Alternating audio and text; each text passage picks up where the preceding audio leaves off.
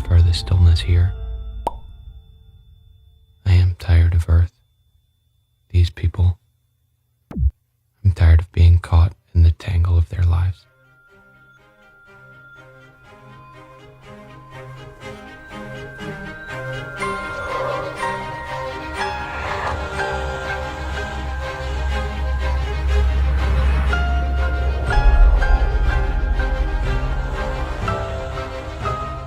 The difference between solitude and loneliness is your state of mind. If you value peace and quiet, you can enjoy your own company as you pursue your own interests. If you value how others perceive you, you will see your isolation as a curse.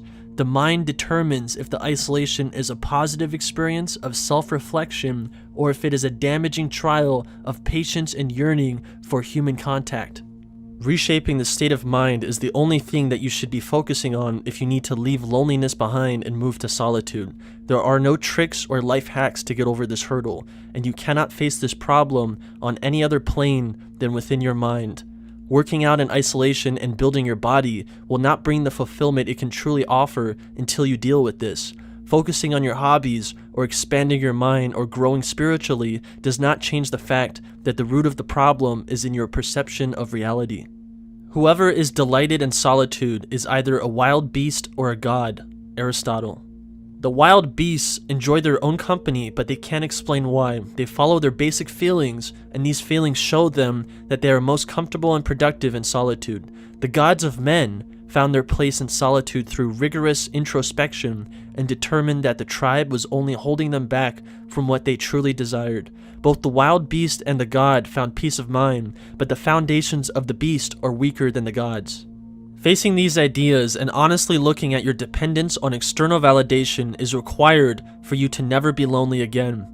While this is dealt with in your mind, your physical surroundings influence your perception of reality.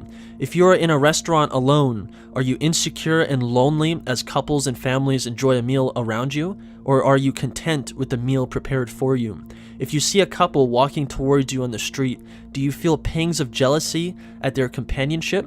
Or are you savoring your freedom? Once you enter solitude, it is an internal state.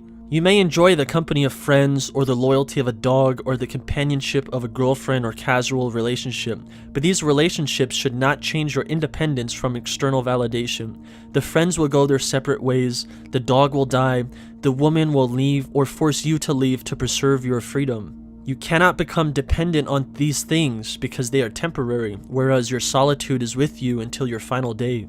The act of solitude is practiced every waking moment, no matter your surroundings. Being surrounded by people at your workplace, at your school, in your community, you are always on your own path, separate from the tribe. Solitude is not just the physical practice of isolation. It is a mental separation from what ties everyone else to the rat race. It is freeing yourself of the cycle so that you can enjoy the short amount of time you have left and to explore things at your own pace. When you begin to feel pain from your isolation, when you feel a yearning for something that you don't have, then you are lonely.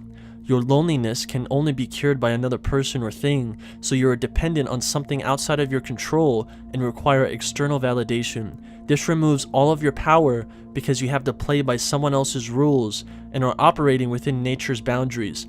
If you are curing your loneliness with a woman, you have to do what she says because you need her more than she needs you. She can find another partner because you are expendable and a utility, but you have placed your dependence on her shoulders, and leaving the relationship would leave you in a state of loneliness and agony. And so men put up with things any sane man in solitude would laugh at. You can still enjoy company and love those close to you, but nature will remove them eventually. Being dependent on their existence allows nature to dictate your state of mind and your actions. The act of detaching yourself from the physical realm is a long journey, but essential to reaching solitude.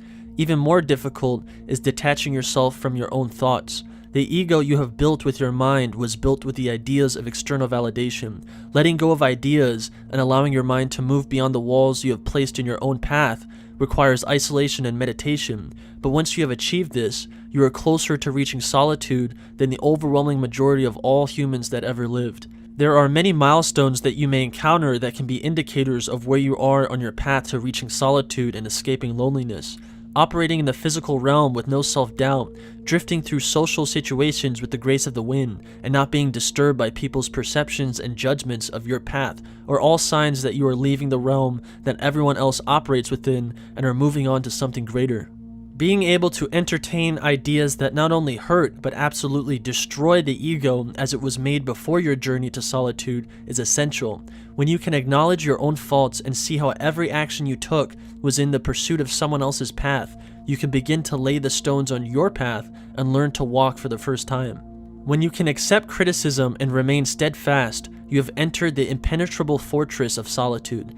Simply ignoring what people may say is not enough. You have to honestly consider where they are coming from. If you ignore and shun them, you are afraid of the damage it might do to the ego you are reshaping. If you accept their perspective, which is tied to external validation, and compare it to your independence from their validation, it will bounce right off as you continue about your purpose. If it does not, then it just shows that you still have work to do, which is a blessing in itself.